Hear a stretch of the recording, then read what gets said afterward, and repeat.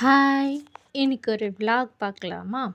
Actually இன்னைக்கு வந்துட்டு ஒரு நார்மல் என்னோட டே எப்படி போகும், அதாவது மார்னிங் டிஃபனுக்கு அடுத்து எப்படி போகும் அப்படிங்கிறது தான்.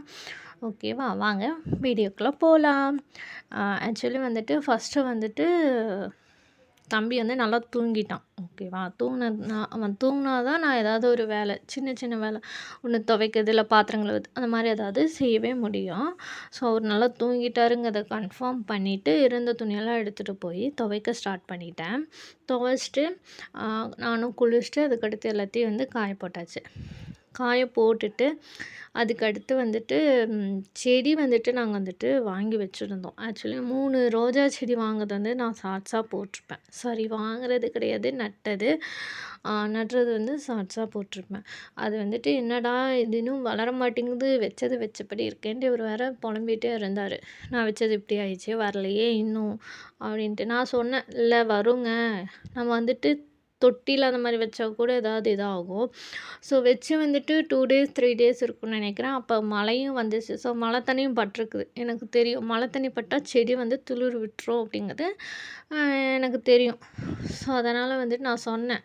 அப்போ இவர் நம்பலை. அதுக்கடுத்து அன்றைக்கி மார்னிங் தான் நான் கூப்பிட்டு காட்டினேன். இந்த மாதிரி பாருங்கள், செடியெல்லாம் துளிர் விட்டுருக்கு அப்படின்னு சொல்லிட்டு. நான் களை செடி நிறைய இருக்குது, அதை எடுக்கணும். அதுக்கடுத்து வந்து செடியெல்லாம் பார்த்துட்டு அப்புறம் ஃப்ரிட்ஜில் வந்துட்டு எப்போவுமே தண்ணி ஊற்றி வைப்பேனா, அந்த தண்ணி வந்துட்டு ஊற்றி வைக்க மறந்துட்டேன். அப்புறம் சரின்னு சொல்லிட்டு, என்னடா பால் கொடுத்துட்ருக்க, ஃப்ரிட்ஜு தண்ணி குடிக்கிற, சளி பிடிச்சிடாதானா? எனக்கு வந்துட்டு மழை வந்தால் தான் சளி பிடிக்கும். ஐஸ் வாட்டர், இளநீ இந்த மாதிரியெல்லாம் குடித்தா எனக்கு வந்து சளி பிடிக்காது. அப்படி ஒரு நம்மளோட இது.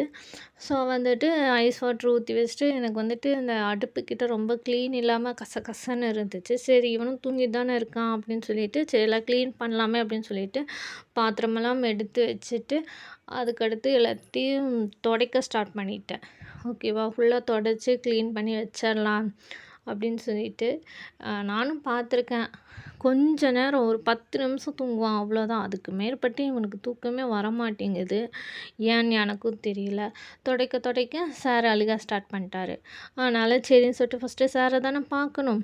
அப்புறம் போய் அவரை பார்த்து சமாதானம் பண்ணிகிட்டு இருந்தேன்னா, டக்குன்னு எங்கள் அம்மா வந்துட்டு ஓனியம்மன் தேர், அடுத்து வந்துட்டு காரமடை தேர் 2த்துக்கும் வந்து சாருக்கு வந்துட்டு புது ட்ரெஸ் எடுத்து கொடுத்தாங்க போட சொல்லி.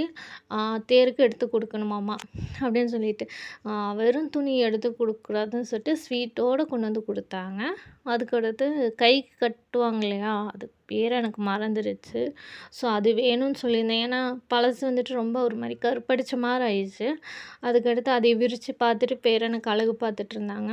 அதுக்கடுத்து எங்கள் அம்மா வந்ததுமே கிளம்புற பிளானில் தான் வந்தாங்க.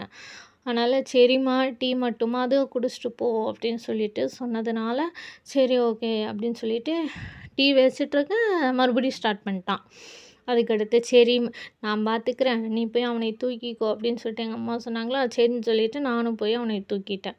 அடுத்து டீயெல்லாம் ஊற்றி குடிச்சு அதுவுமே பஸ் வந்துருச்சு. டீ குடித்ததும் பஸ் வர டைம் ஆச்சுன்னு சொல்லிட்டு எங்கள் அம்மா கிளம்பிட்டாங்க. எனக்கு மட்டும்தான் இந்த ஃபீல் இருக்கா, இல்லை உங்களுக்கு எல்லாத்துக்கும் இந்த ஃபீல் இருக்கான்னு சொல்லிட்டு கீழே கமெண்ட் பண்ணுங்கள். ஆக்சுவலி வந்துட்டு கல்யாணம் ஆகி எங்களுக்கு வந்துட்டு ஒரு 4-6 மந்த்ஸ் இருக்கும். அது வரைக்குமே எங்கள் அம்மா வந்துட்டு போவாங்க. அப்போல்லாம் எனக்கு அந்த ஃபீல் இல்லை. பட் இவன் பிறந்ததுக்கப்புறம் என்னன்னே தெரில, ரொம்ப ஃபீலாக இருக்குது. எங்கள் அம்மாவை நான் ரொம்ப மிஸ் பண்ணுறேன், வந்துட்டு போனாங்கன்னா. அதுக்கடுத்து இருந்த பாத்திரத்தையெல்லாம் கழுவிட்டு நைட் ஈவினிங் ஆச்சு. அவர் வந்தார். வந்துட்டு நைட்டுக்கு வந்துட்டு தோசை தான் ஊற்றணும். அப்புறம் ஒரு ஆஃப் பாயில் போட்டு தோசை சாப்பிட்டு எங்களோட டே வந்து இப்படி தான் போச்சு.